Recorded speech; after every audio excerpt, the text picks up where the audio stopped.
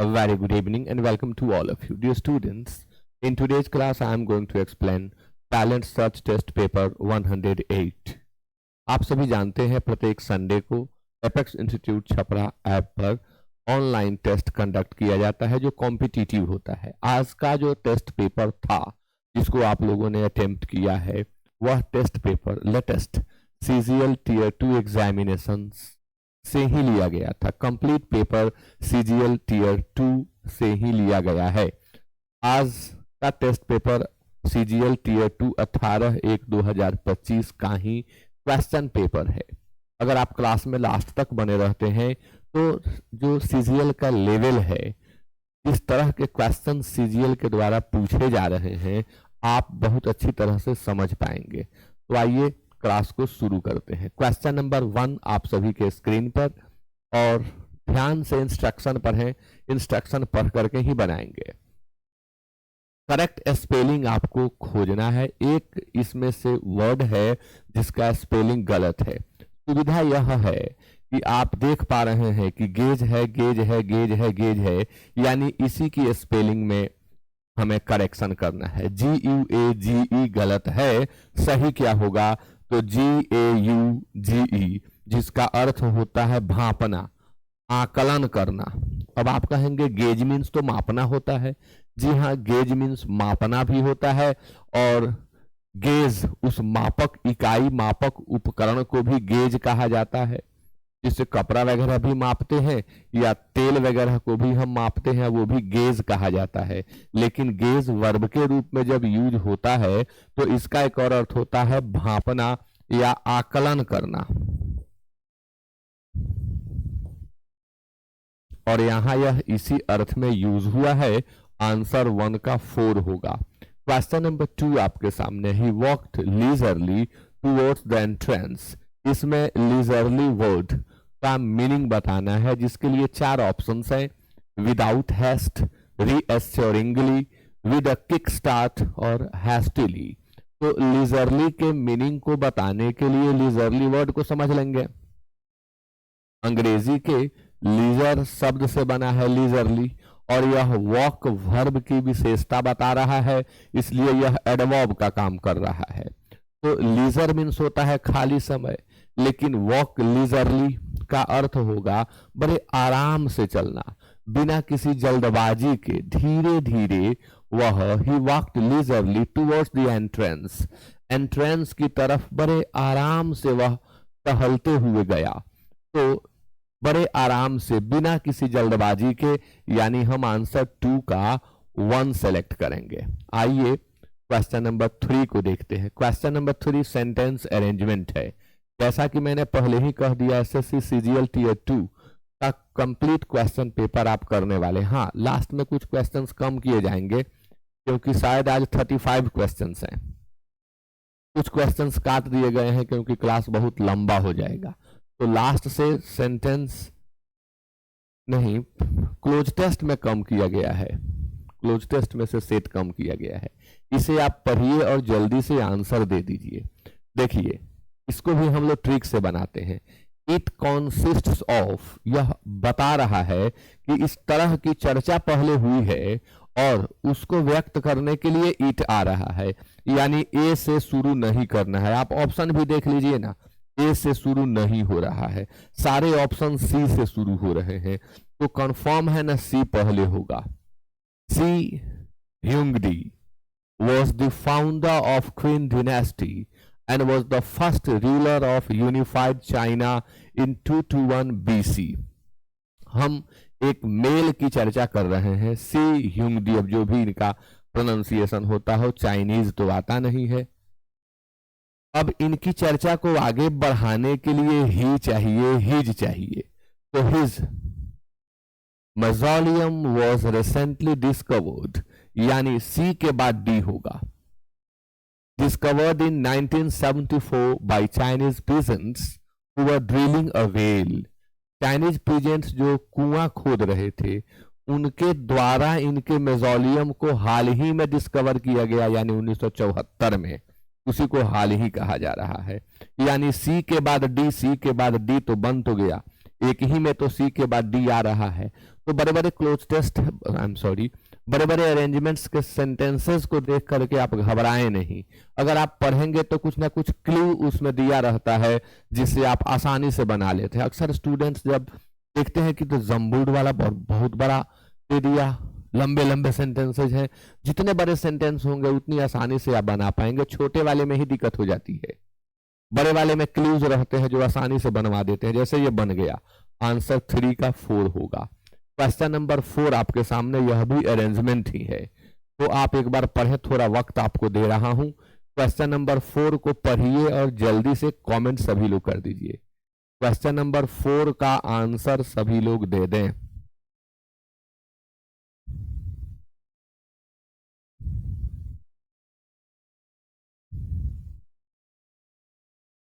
चलिए, आपने पढ़ लिया है। Question number 4, it requires constant sustenance in order for life to be livable that enable it to grow and develop and favorable circumstances। तो चर्चा किसकी हो रही है, इट किसके लिए लगा है, तो ये लाइफ के लिए लग रहा है। यानी हम पहले बी रख लें, तो बी हमारे पास 2 जगह है। In order for life to be livable, B से ही हमें शुरू करना है। अब in order for life to be livable में ऐसा कोई पार्ट नहीं मिल रहा है जो सब्जेक्ट का काम कर सके, जहां से सेंटेंस को हम कैरी फॉरवर्ड कर सकें। वो चीज हमें ए में दिख रहा है, यानी हम बी के बाद ए को सेलेक्ट करेंगे, और बी के बाद ए जब हम देखते हैं तो आंसर हमारा क्या हो जाता है, 2 हो जाता है, B A. It requires constant sustenance, sustenance means होता है भरण पोषण, मेंटेनेंस भी आप इसे कह सकते हैं। And favourable circumstances that enable, अब यहां भी एक क्लू है, दैट एक रिलेटिव प्रोनाउन है। इसके पहले जो मैं रूल्स का 100 इंपॉर्टेंट रूल्स का वीडियोस बना रहा हूं 3, 4 या 5 मिनट का, उसमें इस तरह की बहुत सारी चीजें मैं आपको बता चुका हूं। यदि आपने नहीं देखा है उस प्लेलिस्ट को खोजें, 100 मोस्ट इंपॉर्टेंट रूल्स, और आप उन रूल्स को जरूर देखें, बहुत सारी चीजें क्लियर हो जाएंगी। अगर हम वर्ब का यूज करते हैं किसी रिलेटिव प्रोनाउन के बाद, तो वह वर्ब एंटीसीडेंट को फॉलो करता है। यह यहाँ पर सर्कमस्टेंसेस है, यानी हर तरह से प्रूव हो रहा है कि आंसर 2 ही होगा। 4 का आंसर 2। क्वेश्चन नंबर 5 आपके सामने, क्वेश्चन नंबर 5 जल्दी से पढ़ें और कमेंट करें, फटाफट कमेंट करें आप सभी लोग। क्वेश्चन नंबर 5 आपके सामने है।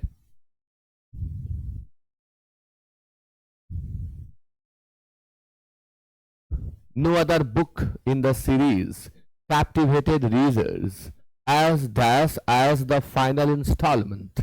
No other book in the series captivated, captivate शब्द का अर्थ होता है मोहित कर लेना, वशीभूत कर लेना। इसका सिनोनिम इंथ्रॉल होगा, मेस्मराइज भी होगा। कैप्टिवेटेड का आप अट्रैक्टेड भी लिख सकते हैं, मेस्मराइज्ड लिख सकते हैं, फैसिनेटेड लिख सकते हैं। सिनोनिम की बात करूं तो उतना जितना यानी पॉजिटिव डिग्री, तो क्या हम यूज कर सकते हैं एज मेनी एज, संख्या तो बतानी नहीं है, मोर तो लगेगा नहीं, एज के बीच में मोस्ट नहीं लगेगा। आप जानते हैं कि मच और मेनी का कॉम्परेटिव डिग्री मोर और मोस्ट होता है। एज के बीच में पॉजिटिव डिग्री चाहिए। मेनी क्यों नहीं लगा, क्योंकि काउंटेबिलिटी को नहीं दर्शाना है, यहां बताना है प्रभाव पड़ने के लिए वर्ड, तो एज मच एज होगा, यानी आंसर 5 का 4 होगा। क्वेश्चन नंबर 6 में फिर आपके सामने जम्बल्ड पार्ट्स आ गए, इन्हें आपको अरेंज करना है। तो एक बार पढ़ें, मैं थोड़ा सा समय देता हूं आपको, पढ़िए और कमेंट करिए, फटाफट कमेंट करें सभी लोग, पढ़ें और कमेंट करें।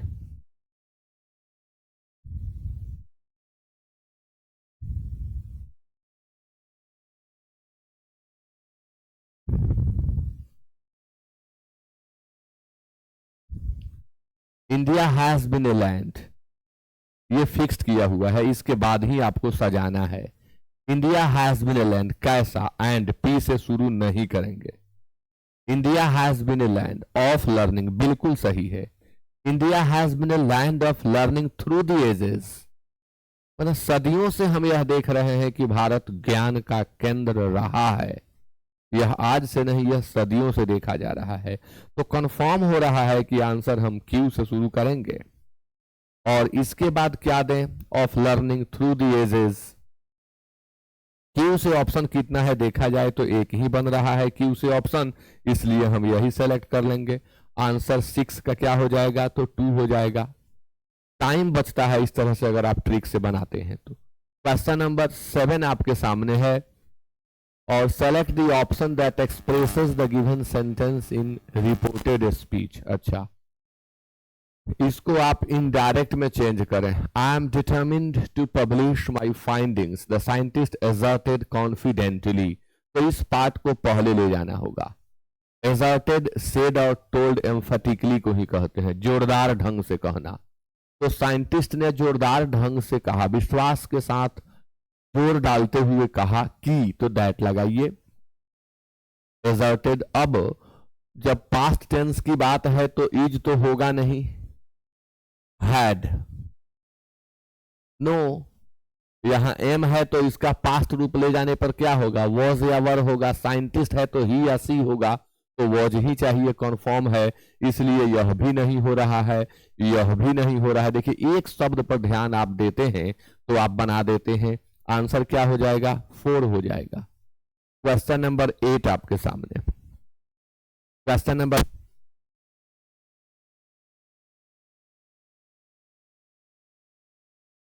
क्वेश्चन नंबर 8 आपके सामने। One who can not make a mistake, वह जो गलती न करे। क्या कहते हैं उसे, जो कभी गलती न करे, जो कभी गलती न करे, क्या कहते हैं उसे, इम्प्रेग्नेबल, जिसे भेदा न जा सके, अभेद्य। जैसे आपने पढ़ा, आपने सुना, सीरियल में देखा कि जो कर्ण का कवच था वो अभेद्य था, उसे भेदा नहीं जा सकता था, तो अभेद्य था, यानी इट वॉज इम्प्रेग्नेबल। प्रेग्नेट का अर्थ होता है भेदना, और इम्प्रेग्नेट जिसे भेदा न जा सके, तो इसलिए इम्प्रेग्नेबल मीन्स अभेद्य। इनएविटेबल, जिसे टाला न जा सके, अटल, जो निश्चित तौर पर हो, जिसे होने से हम रोक न सके। इनइमिटेबल, अतुलनीय, इसे आप यूनिक कह सकते हैं, जिसकी तुलना ही हम किसी से नहीं कर सकें, उसके लिए वर्ड यूनिक ही होता है। इनफॉलिबल, अत्रुटिपूर्ण, जिस रचना में कोई त्रुटि न हो उसे भी इनफॉलिबल कहते हैं, और वह आदमी जो कभी गलती ना करे उसे भी हम इनफॉलिबल कहते हैं, इसलिए आंसर 8 का 4 होगा। क्वेश्चन नंबर 9 आपके सामने है, we should dash away all prejudices to live in harmony. To live in harmony मतलब मेल मिलाप के साथ रहना, सामंजस्यपूर्ण जीवन जीना। ये सारे शब्द याद करने होते हैं, याद करेंगे आप। Live in harmony, we should dash away all prejudices, हमें अपने सभी पूर्वाग्रह की चीजों को दूर हटा देना चाहिए सामंजस्यपूर्ण जीवन जीने के लिए। तो क्या करें, अवे लगा हुआ है। इस कास्ट मतलब जाति होता है, यह तो नाउन है, और यहां एक फ्रेजल वर्ब चाहिए, यानी वर्ब चाहिए। इस कास्ट का अर्थ होता है जाति। मैंने कहा प्रिजुडिसेस यानी पूर्वाग्रह, प्रिजुडिस से जिससे उत्पन्न हो उसको नाउन बनाएंगे ना, तो प्लुरल में भी लिख सकते हैं, ऐसे जनरली नहीं लिखते हैं प्रिजुडिस का प्लुरल। तो बायस इसका साइन हो, आप जानते होंगे। ये COAST कॉस्ट, ये भी नाउन है, इसका अर्थ किनारा होता है। शोर, कॉस्ट, बैंक, किनारा। और ये कास्ट शब्द जो है वर्ब का काम करता है। कास्ट, कास्ट मीन्स होता है फेंकना, दूर करना, हटाना। और ये कॉस्ट है, कॉस्ट नाउन और वर्ब दोनों का काम करता है। कॉस्ट मीन्स लागत। अब यहां कास्ट अवे, दूर हटा देना चाहिए, दूर कर देना चाहिए, तो आंसर क्या हो जाएगा, तो 9 का 3 हो जाएगा। अब फिर क्वेश्चन नंबर 10 में अरेंजमेंट है, आपको पढ़ना पड़ेगा। एक बार जल्दी से पढ़ ले, मैं आपका वेट कर रहा हूं। पढ़ करके कमेंट सभी विद्यार्थी जरूर करें, please comment.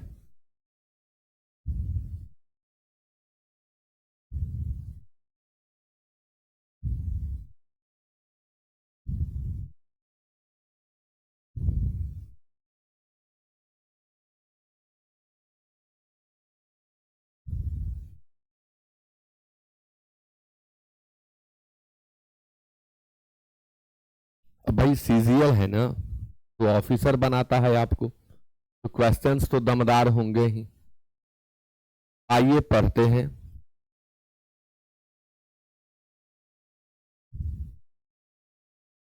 As cost of raw materials cannot be reduced, exporters try to cut labor costs।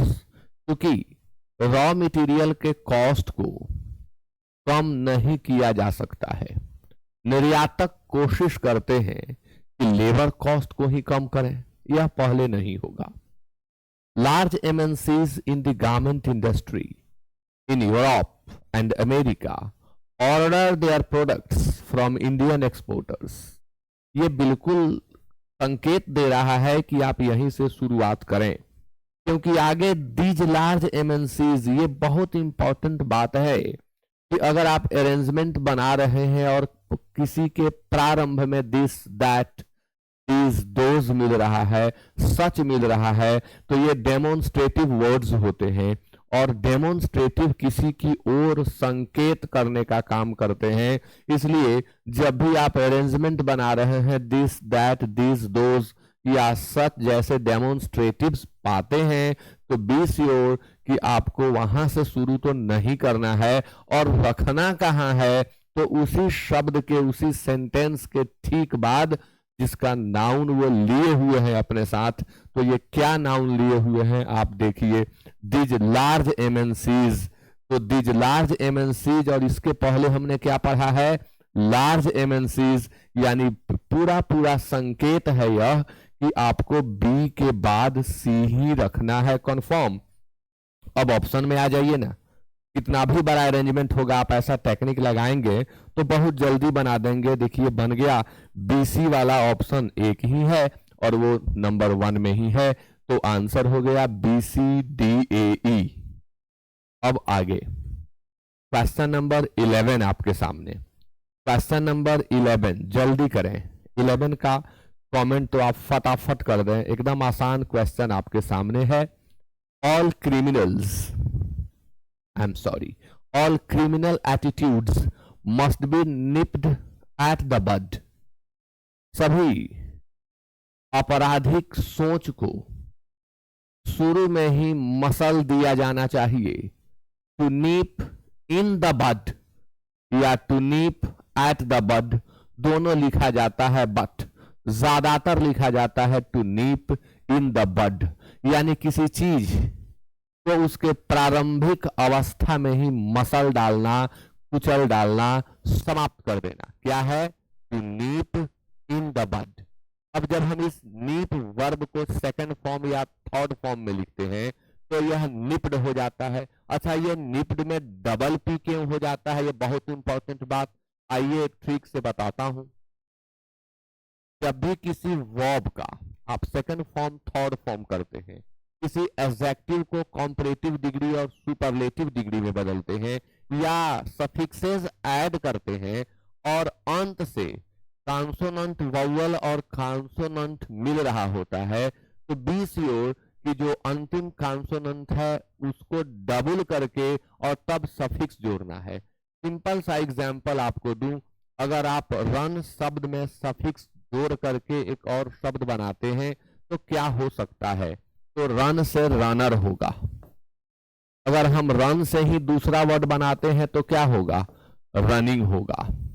अगर हम एडजेक्टिव लेते हैं हॉट, हम इसका कॉम्परेटिव डिग्री बनाते हैं तो हमें हॉटर लिखना होगा। अगर हम इसका सुपरलेटिव डिग्री बनाते हैं तो हमें हॉटेस्ट लिखना होगा। आपको सिर्फ यही चेक करना है कि अंत में कॉन्सोनेंट, उसके पहले वाउअल और उसके पहले क्या होना चाहिए, कॉन्सोनेंट। और अगर यह पैटर्न काम कर रहा है तो अंतिम लेटर को डबल करके आप सफिक्स से जोड़ें, बिल्कुल करेक्ट होगा। सेम रूल यहां काम कर रहा है। निप्ड NIP होता है, तो NIP NI डबल P, तब हम ED जोड़ेंगे, इसलिए आंसर हो जाएगा 2। 11 का आंसर क्या होगा, 2। आप इसे जरूर याद कर लेंगे। नेक्स्ट क्वेश्चन आपके सामने, question number 12। Select the option that expresses the given sentence in direct speech. Direct speech इसका आपको फाइंड आउट करना है। और क्या है यह? The teacher inform that the exam had been postponed. अब the exam had been postponed, बहुत सुंदर टेक्निक आप ध्यान देंगे। यहां हैड बीन पोस्टपोन्ड है तो क्या होना चाहिए? तो हैज बीन पोस्टपोन्ड होना चाहिए, तब ना हैज का हैड होगा। तो आइए देखते हैं। तो यहां हैड है, वॉज बीइंग हो नहीं सकता, हैज बीन पोस्टपोन्ड और हैज बीन पोस्टपोन्ड। तो दो ऑप्शन तो कट गए हैं, दो पे दिमाग लगाना है। द टीचर इन्फॉर्म्स कह रहा है, नहीं होगा।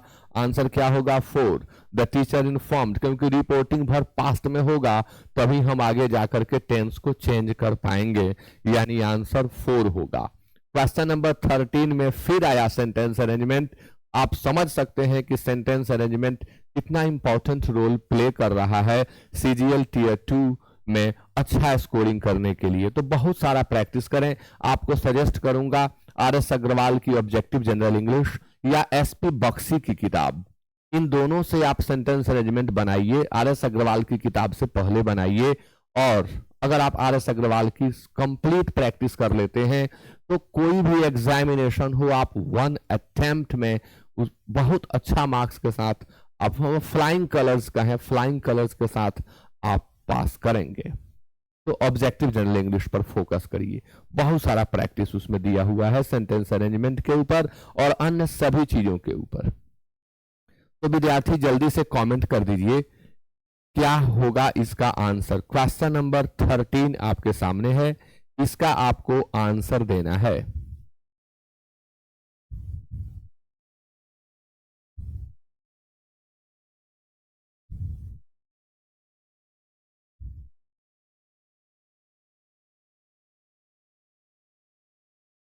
आइए देखते हैं। ये नंबर है, psychotherapy is a voluntary relationship between the one seeking treatment or the client and the one who treats or the therapist. The relationship is conducive. अच्छा, अब यहां भी एक क्लू मिल गया। क्या क्लू मिल रहा है भाई? तो मैंने जो कहा डेमोन्स्ट्रेटिव वाला ना, वो आर्टिकल डेफिनेट आर्टिकल के साथ भी रिपीट होता है। अगर कहीं कोई नाउन आया हुआ है विदाउट आर्टिकल या एन के साथ, तो जब वह रिपीट करेगा, सेम वर्ड जब रिपीट करेगा तो द लेगा, क्योंकि आर्टिकल यूज ऑफ द में यह रूल आता है कि the must be used before the repeated nouns. तो यहां पर रिलेशनशिप रिपीट कर रहा है और इसका रिपीट होना यह संकेत भी है कि ए के बाद बी होगा। अब उस पेयर को खोजें जिसमें ए के ठीक बाद बी हो, जिसमें ए के ठीक बाद बी हो, तो डी के बाद सी है, ए के ठीक बाद बी तो यहीं पे है,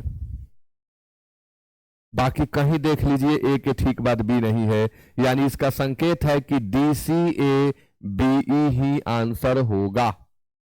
psychotherapies aim at changing the maladaptive behaviours, decreasing the sense of personal distress and helping the client to adapt better to his environment.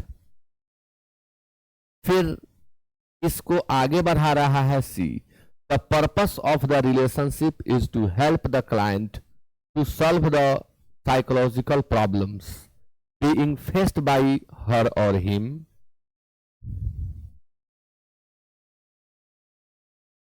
No, ये उतना सुंदर मैच नहीं कर रहा है, इसके मैचिंग में थोड़ा प्रॉब्लम आ रहा है, ट्रिक फेल कर रहा है।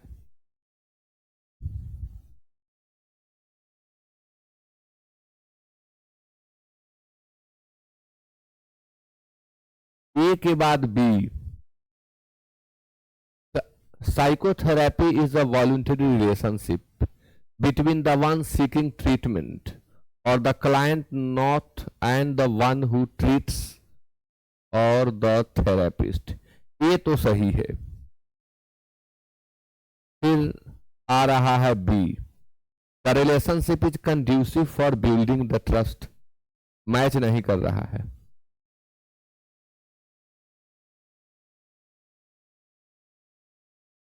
पूरा पढ़ना पड़ेगा, बिना पूरा पढ़े यह नहीं बनेगा, यानी यह क्वेश्चन ट्रिक से नहीं बन रहा है,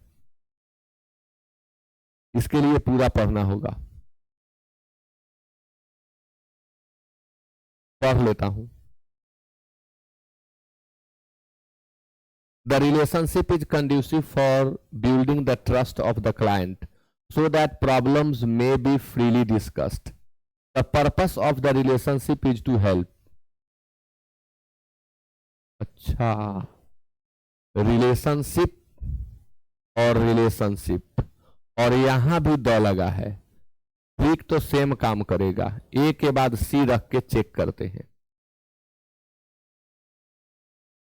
The purpose of the relationship is to help the client to solve the psychological problems being faced by her or him.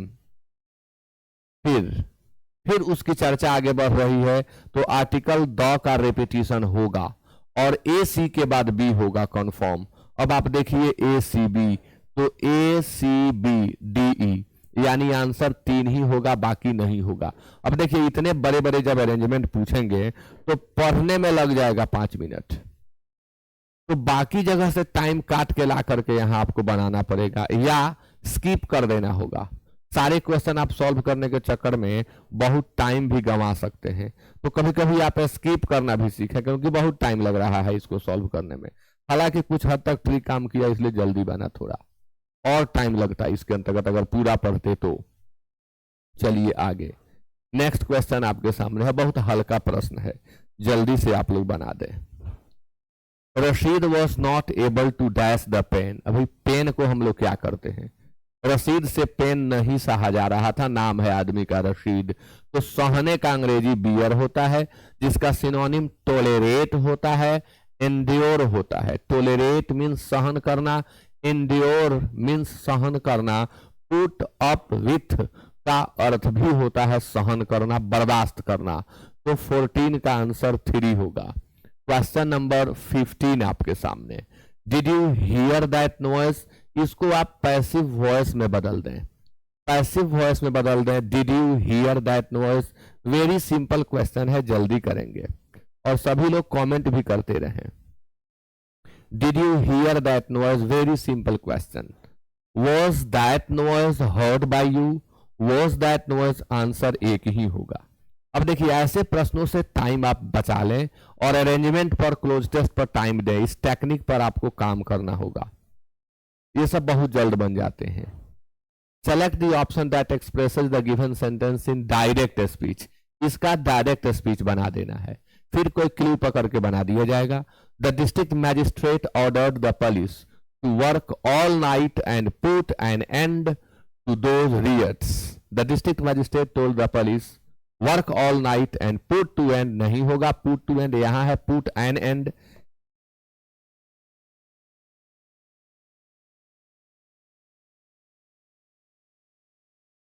These का दोज बिल्कुल सही है, दीज है यहां दोज है, यह बहुत अच्छा संकेत है, लेकिन आगे भी देख लें।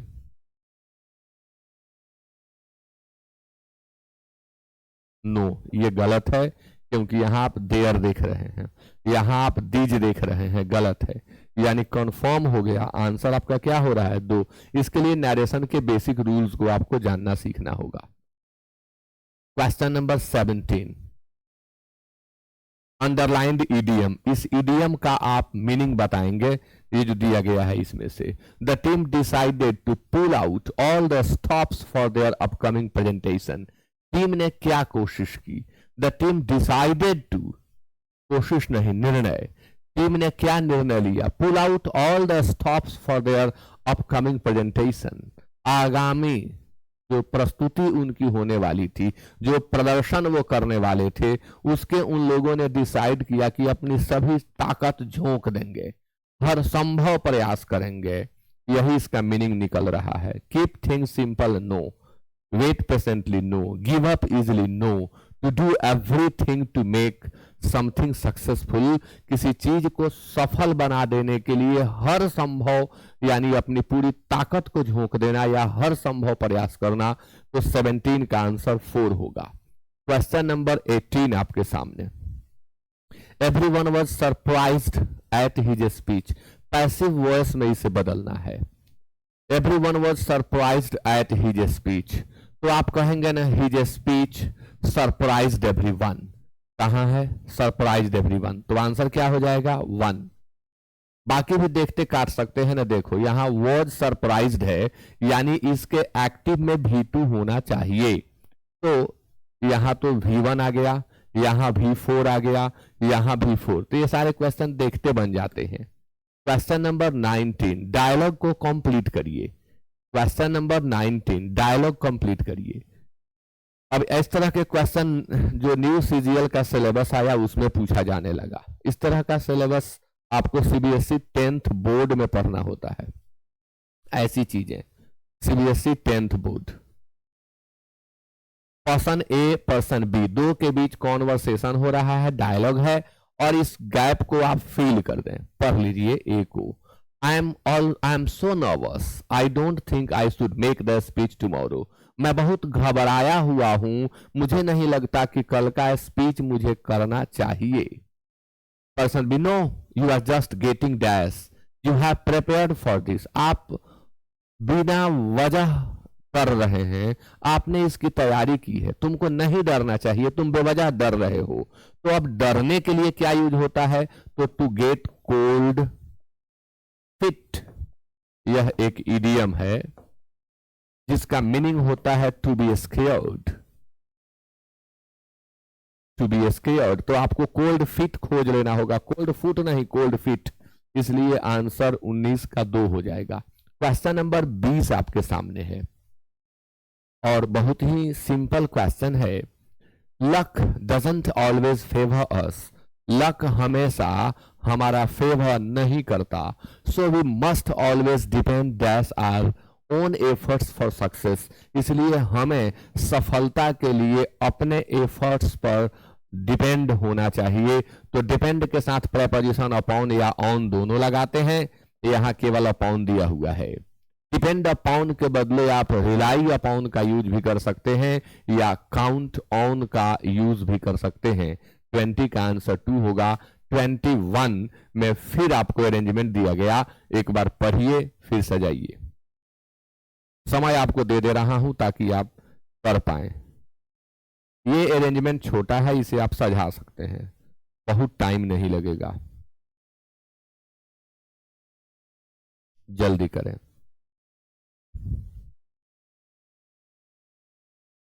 Beginning in the 19th century, ये तो शुरू में नहीं आएगा ना। Was long a mystery and नहीं आएगा। द ऑरिजिन कंफर्म, यह कह रहा है कि सी से आप शुरू करिए। The origin of the moon, C से ही शुरू करना है। अच्छा, सी से ऑप्शंस देखिए ना, एक ही ठो है, तो आंसर क्या होगा 4 होगा, CBAD। The origin of the moon was long a mystery and, बहुत सिंपल था। क्वेश्चन नंबर 22, जल्दी से आंसर दीजिए। क्वेश्चन नंबर 22 का बहुत सिंपल क्वेश्चन है, आपको इस ब्लैंक को फिल कर देना है। The mango is the dash fruit, mango कैसा फ्रूट है, तो एक ही शब्द को अन्य डिग्रीज में लिखा गया है। स्वीट पॉजिटिव है, स्वीटर कॉम्परेटिव है, स्वीटेस्ट सुपरलेटिव है और स्वीटली एडवर्ब है। तो यहां पर द के बाद एडवर्ब तो चाहिए नहीं, सुपरलेटिव डिग्री चाहिए, इसलिए आप सेलेक्ट कर लें sweetest. 23, select the option that expresses the given sentence in passive voice, यानी गिवन सेंटेंस का आपको बना देना है passive. The explosion cost serious damage in Ukraine, तो ऑब्जेक्ट को ढूंढ लीजिए, सीरियस डैमेज है, 1 नंबर में रख दीजिए। Serious damage was caused by the explosion in Ukraine, ऐसे बनेगा, serious damage was caused by the explosion. अब देखो हैज बीन है नहीं होगा, हैज बीन है नहीं होगा, वाज कॉज्ड बाय आंसर 4 होगा, एक में हैड बीन दे दिया गया नहीं होगा। ऐसे ही केवल वर्ब पर पकड़ बना करके ना आप नरेशन और वॉइस दोनों के 50% क्वेश्चन सॉल्व कर सकते हैं, केवल वर्ब पर पकड़ बना करके। 24 में क्या करना है, एंटोनिम बताना है। वर्ड आपके सामने इनहेंस है, जल्दी करें। इनहेंस का सिंपल अर्थ है जो आपको मालूम होगा, तो आप जल्दी से बना दें। इनहेंस शब्द का अर्थ क्या होता है, उत्थान करना। इनहेंस मतलब बढ़ाना होता है, तो इनहेंस का एंटोनिम बताना है। इनरीच है, इनरीच मीन्स होता है समृद्ध बनाना, to make one rich. Miracle करिश्मा, चमत्कार, जादू। इम्पेयर भंग करना, डिस्टर्ब, किसी अंग इत्यादि को बाधित कर देना इम्पेयर कहलाता है। जैसे पैरालिसिस अटैक के बाद कोई बॉडी पार्ट काम करना बंद कर देती है तो डिसेबल्ड हो जाता है या इम्पेयर्ड हो जाता है, तो बाधित होना। रेलेवेंस प्रासंगिकता,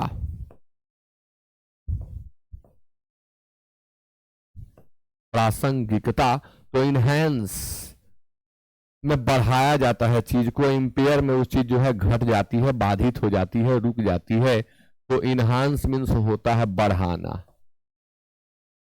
24 का आंसर 3 होगा। 25 आपके सामने वन वर्ड सब्स्टिट्यूशन है, एक शब्द में आप जवाब दे दे। क्वेश्चन आपके सामने है, a sudden and violent change और अपहीवल, क्या आंसर होगा? A sudden and violent change और अपहीवल के लिए क्या सेलेक्ट किया जाए? एक ऐसा चेंज जो सडन है और वायलेंट है, जो एकाएक हुआ है और हिंसक है, उपद्रव है उसके अंदर, अपहीवल है, उथल पुथल है, क्या कहते हैं? ट्रैंक्विलिटी मतलब तो शांति होता है, सीरेनिटी मतलब शांति, इक्वानिमिटी मतलब शांति, ये सभी शांति के लिए मन से जुड़े हुए शब्द हैं। और टर्ब्यूलेंस मीन्स होता है उथल पुथल, टर्ब्यूलेंस का अर्थ होता है उथल पुथल, उपद्रव। तो 25 का आंसर 4 होगा। 26 आपके सामने, select the most appropriate antonym of the given word. Given word का आपको बता देना है एंटोनिम। वर्ड है आपके सामने जेनरस। जेनरस के लिए 4 ऑप्शंस हैं, सेल्फिश, बेनेवोलेंट, एल्ट्रिस्टिक और मैग्नानिमस। जेनरस किसे कहते हैं? तो वह आदमी जो अच्छे कार्यों पर, सामाजिक कार्यों पर, लोकहित के कार्यों पर खुलकर धन खर्च करता है, उस व्यक्ति को हम जेनरस कहते हैं। जो स्वभाव से, जो दिल से नेक होता है, उसे भी हम जेनरस कहते हैं। तो जेनरस के लिए 4 ऑप्शंस हैं और बताना तो है हमें एंटोनिम। तो सेल्फिश, बेनेवोलेंट, एल्ट्रुइस्टिक और मैग्नानिमस। देखो, बेनेवोलेंट और एल्ट्रुइस्टिक का अर्थ होता है परोपकारी, दूसरों के ऊपर उपकार करने वाला। ह्यूमैनिटेरियन का अर्थ भी होता है परोपकारी। मैग्नानिमस का अर्थ होता है उदार। और शब्द है सेल्फिश, जिसका अर्थ होता है स्वार्थी, जो सिर्फ अपने बारे में सोचता है। और जेनरस मीन्स होता है उदार, जो लोक हित के कार्यों में लगा रहता है, खुशी खुशी पैसे खर्च करता है, शरीर से मेहनत करता है, वह जेनरस होता है। तो एंटोनिम क्या होगा? सेल्फिश। 26 का आंसर 1 होगा। क्वेश्चन नंबर 27 आपके सामने, 27 का आप आंसर देंगे। It takes me an hour to get to work at the moment, but when the new road is finished, it be much quicker. इसमें आपको एरर डिटेक्ट करना है, बताना है कि किस पार्ट में एरर है। अब एरर कुछ इस तरह के पूछे जा रहे हैं। It takes me an hour to get to work at the moment, but when the new road is finished, it be much quicker. जब नया रोड फिनिश हो जाएगा तो यह बहुत जल्द होने लगेगा। तो क्या होगा भाई? तो it would be much quicker. It would be लिखा जाता है, इट बी नहीं लिखा जाता, इट वुड बी लिखा जाता है, या इट विल बी लिख सकते हैं, क्योंकि यहां हम प्रेजेंट में देख रहे हैं। तो इट विल बी लिखना ही ज्यादा अच्छा होगा, एक तरफ प्रेजेंट है, दूसरी तरफ फ्यूचर। तो इट बी मच, आंसर 2 ही होगा। यह पार्ट सूट नहीं कर रहा है, इसलिए 27 का आंसर 2 है। इसे सुधारने के लिए क्या लिखें हम? तो हम लिखेंगे it will be, it will be, और यह करेक्ट हो जाएगा मच क्विकर लिख करके। 28 आपके सामने है। Mister Amit Kumar, proprietor of Xiling Paints, is known for dash honesty and decent behavior in the business arena. Arena का तो अखाड़ा होता है, लेकिन यहां बिजनेस फील्ड कहेंगे। अमित कुमार जो Xiling Paints के प्रोप्राइटर हैं, मालिक हैं, जाने जाते हैं अपने डैश ऑनेस्टी के लिए, अपने अच्छे व्यवहार के लिए पूरे बिजनेस अरेना में। तो कैसा इनका जो एक वर्ड ऑनेस्टी है, इसके लिए क्या एडजेक्टिव दें? ओ डिटर्मिना बहुत आसान है। हम किसी अमित कुमार की चर्चा कर रहे हैं तो हमें तो हिज ही लिखना होगा, बाकी वाले सब तो गलत हैं। 29 आपके सामने। एक्यूमुलेटेड का आपको बताना है एंटोनिम। एक्यूमुलेट का अर्थ होता है इकट्ठा करना। एक्यूमुलेटेड जो इकट्ठा है, जो एकत्रित है, जो एक जगह है, तो एक्यूमुलेटेड यानी एकत्रित। एक्यूमुलेट वर्ब का यह सेकंड थर्ड फॉर्म होता है। यह एडजेक्टिव का भी काम करता है। ऑप्शन आपके पास है स्कैटर्ड, स्पेयर्ड, बंच्ड और गार्नर्ड। तो स्कैटर्ड मीन्स होता है बिखरा हुआ। स्कैटर बिखेरना, जिसका सिनोनिम डिस्पर्स होता है। तो स्कैटर्ड के बदले अगर कोई वर्ड यूज करना हो तो आप डिस्पर्स्ड यूज कर सकते हैं। स्पेयर्ड मीन्स होता है बचा हुआ, और इसी स्पेयर का दूसरा अर्थ होता है बख्श देना। तो जिसे बख्श दिया गया हो, जिसकी सजा नहीं हुई हो, उसे भी हम स्पेयर्ड कहते हैं। बंच्ड मतलब एक समूह में, बंच का एडजेक्टिव फॉर्म हो जाएगा बंच्ड। और गार्नर्ड मतलब ही होता है एकत्रित। गार्नर और कलेक्ट सिनोनिम होते हैं। गार्नर मीन्स एकत्रित करना, कलेक्ट मीन्स एकत्रित करना, गैदर मीन्स एकत्रित करना, एक्यूमुलेट मीन्स एकत्रित करना। एकत्रित करने के ये सारे शब्द हैं।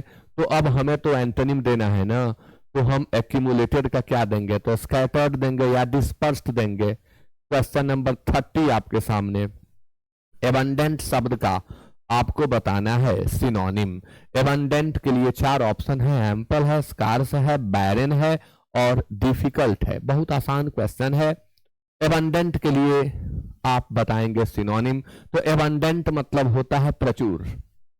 एबंडेंट का अर्थ विपुल भी होता है, भरपूर भी आप इसे कह सकते हैं, आप इसे प्रचुर कह सकते हैं। इसका सिनोनिम होता है एम्पल। स्कार्स इसका एंटोनिम होता है। स्कार्स मीन्स होता है अल्प या थोड़ा, बहुत कम। बैरन का अर्थ होता है बंजर, और डिफिकल्ट का अर्थ होता है कठिन। डिफिकल्ट का अर्थ होता है कठिन। तो एबंडेंट के लिए हमें सेलेक्ट करना है क्या? तो सिनोनिम। तो प्रचुर के लिए तो एम्पल ही दिया जाएगा। कॉपियस कहते हैं, अबंडेंट कहते हैं, एम्पल कहते हैं भरपूर प्रचुर के लिए। 30 का आंसर 1 होगा। 31 select the most appropriate meaning of the given idiom. Idiom है ब्रेक ए लेग। इसके लिए आपको सेलेक्ट करना है मीनिंग। 4 ऑप्शंस आपके सामने हैं। Give advice on maintaining physical health, encourage someone to engage in the risky activities, suggest taking a short break during work, wish someone good luck before a performance. Break a leg का मतलब ही होता है कि किसी को good luck बोलना, किसी को बेस्ट ऑफ लक बोलना ब्रेक अ लेग कहलाता है। इसलिए आंसर 4 होगा। अब 32 से क्लोज टेस्ट आपके सामने है, और क्लोज टेस्ट भी बड़ा सा है, पढ़ने में लगेगा वक्त, फिर भी पढ़ेंगे हम लोग, करेंगे, करने से सब संभव है। Climate change dash an imminent threat. Imminent मतलब जो अब होने ही वाला है, जो हमारे सामने है, सन्निकट, जो तुरंत होने वाला है, उसे हम इमिनेंट कहते हैं। इमिनेंट जो तुरंत होने वाला है। तो climate change dash an imminent threat to our planet demanding urgent global action.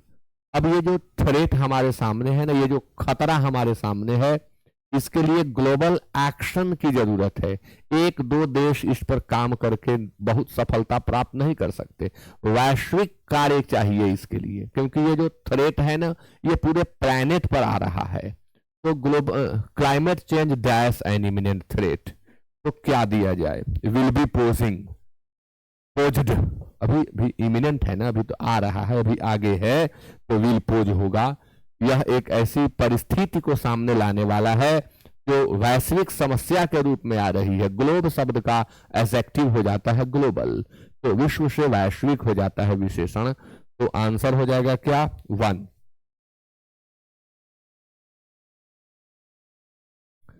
2 के लिए यानी क्वेश्चन 33 हो जा रहा है, लेकिन फिलर नंबर 2 है। अब यहां आ जाना है, छोड़ दीजिए उसको, यहां आ जाइए।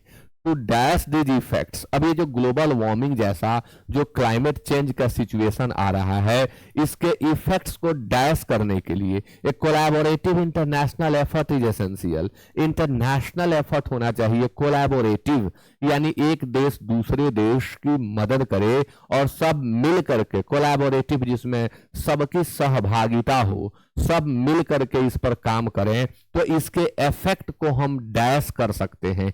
क्या कर सकते हैं? बढ़ा देंगे, बड़ा कर देंगे, नो मैक्सिमाइज कर देंगे, नो मिटिगेट करेंगे, क्योंकि मिटिगेट का अर्थ होता है कम करना, शांत करना, तो mitigate is the best option, इसलिए 3 सेलेक्ट किया जाए। इन्फ्लेट मतलब होता है हवा भरना, आप ट्यूब में हवा भरते हैं, बॉल में हवा भरते हैं, उसकी इंग्लिश इन्फ्लेट होती है, और डिफ्लेट मतलब हवा निकाल देना, पंक्चर कर देना या हवा निकाल देना, डिफ्लेट होता है। इन्फ्लेट का एंटोनिम डिफ्लेट, याद करेंगे। नेक्स्ट क्वेश्चन आपके सामने है 34, लेकिन यहां फिलर नंबर 3 है, तो आइए इसको देखते हैं।